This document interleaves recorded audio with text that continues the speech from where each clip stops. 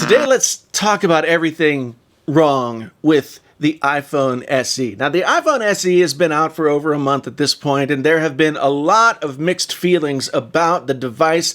Some folks, myself included, have praised Apple for bringing a sub-$400 iPhone to the market, especially at this particular moment when others have, things are going on. But others have accused Apple of being lazy with this phone, calling it the iPhone Stimulus Edition, saying there's nothing but a cash grab going on here by a company that's out of ideas. I mean, in some cases, the truth is in the eye of the beholder, right? I mean, how you feel about maybe Apple is how you feel about maybe the iPhone SE.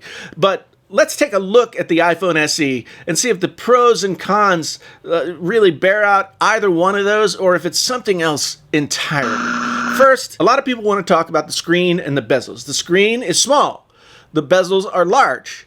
This is an issue for some people. However, I don't think it's an issue for the people who are going to be buying this phone. I think that people who buy this phone are going to be just fine with the screen size that they have here, and they're not even going to know what a bezel is. Some of them are going to be buying it for Touch ID and things like that. So to me, that's a non-argument. It's a cork-sniffing smartphone enthusiast argument that doesn't really bear any weight in the real world. Now, there is the discussion about Touch ID versus Face ID. Face ID is easier to use and much more convenient. All of us who have used Face ID know that, but some people want the Touch ID for myriad reasons, and that's fine, I guess. However, I don't think that it's necessarily a fault of the iPhone SE. It's just a feature that the iPhone SE has that the current models don't have. And of course, to meet the price point, the iPhone SE is missing some technology. The U1 chip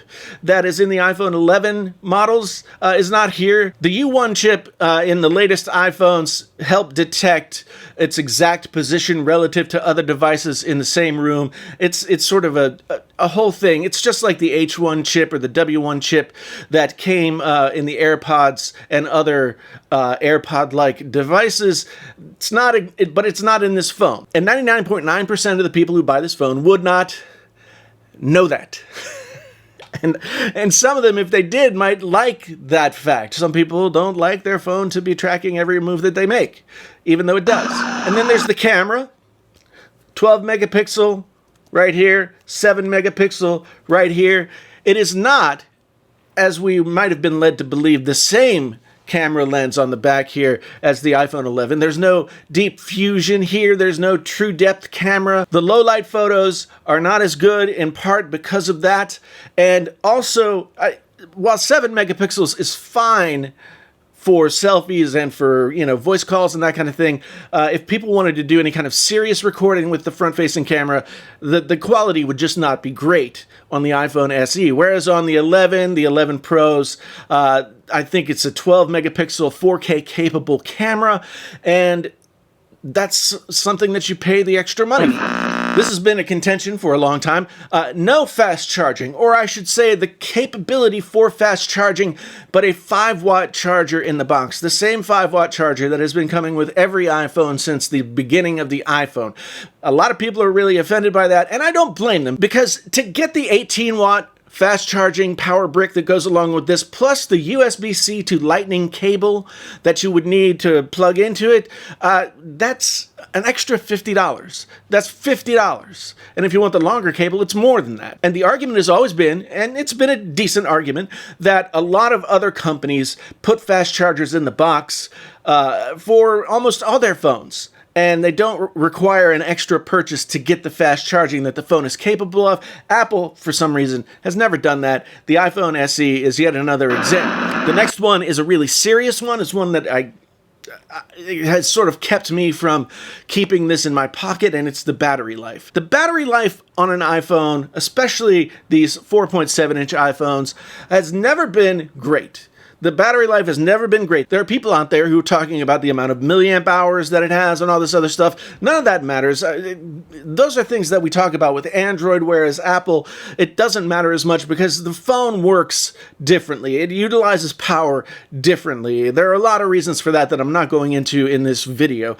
But I found the battery life to be not ideal.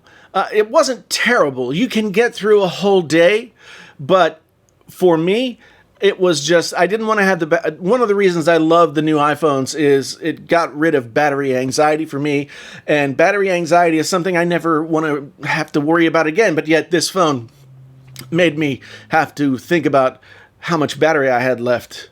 In fact, I don't have very much battery left right now. Another criticism, this is not a new iPhone, and it doesn't beat any of last year's iPhones in any category. This is where I think a lot of smartphone enthusiasts get hung up. There's absolutely nothing new about the iPhone SE. It's an iPhone 8 with a new processor, but that processor is still last year's processor. The cameras, they're very good and have benefited from the A13 chip and some of the software advancements that are going on there, but lack the hardware to really be on par with anything from the iPhone 11. In the grand scheme of things, that really doesn't matter.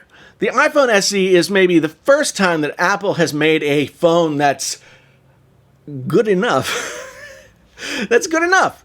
It's not as good as any of the phones they released in 2019, and in fact, it doesn't even have the same quality Wi-Fi antennas inside, but again, that's something that most people won't know, and most people will never notice. The thing is, everything that's wrong with the iPhone SE is really also everything that's right about the iPhone SE. Face ID, full body screen, multiple cameras, no bezels, all that kind of stuff. Those are nice things to have on a phone, but given the capability of the iPhone SE and some Android phones in this price range, this is what most people need.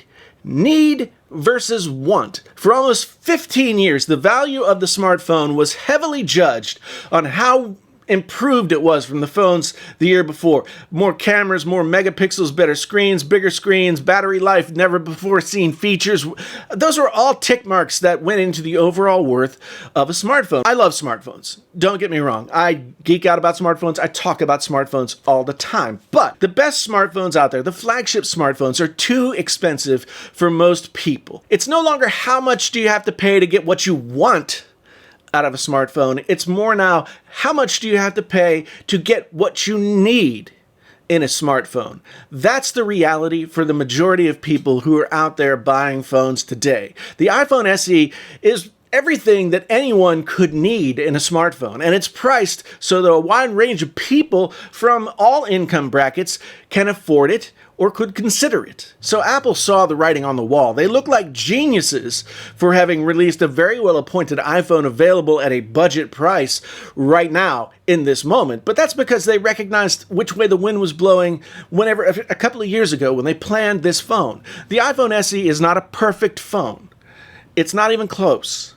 And left to my own devices, I will choose the more expensive phone with all the whiz-bang features pretty much every time. And so will most of the people watching this video. But I think it's hard for us to understand how small a group we really are. We're a very vocal, very opinionated minority. But a minority by a large margin for sure. For most people, they just need a phone that works, that's going to last them for a while and be a solid performer with current, secure software. And the iPhone SE is all of those things, plus just a little bit more. Where else are you going to find 5 years of software operating system support in a $400 phone? I mean, I'll save you the trouble. There's nowhere. You're not going to find that anywhere else but with Apple. It's safe to say that the iPhone SE is a phone like not like we've never seen before, but it's a phone that matters more than it ever has before at this moment. It has a lot of the features and functions of a more expensive phone, including great build quality, the materials, support, and a lot more stuff, but it also makes compromises that allow it to walk among the people. In short, everything wrong with the iPhone SE, and there's plenty to point to, is also everything that's right with the iPhone SE. It's a phone that compromises to get where it needs to go. Let me know. Did I miss anything that's wrong with the iPhone SE? We've got cameras, screen, all those things. Let me know down in the comments what you think I may have missed or overstated or understated. We'll talk down there in the comments below.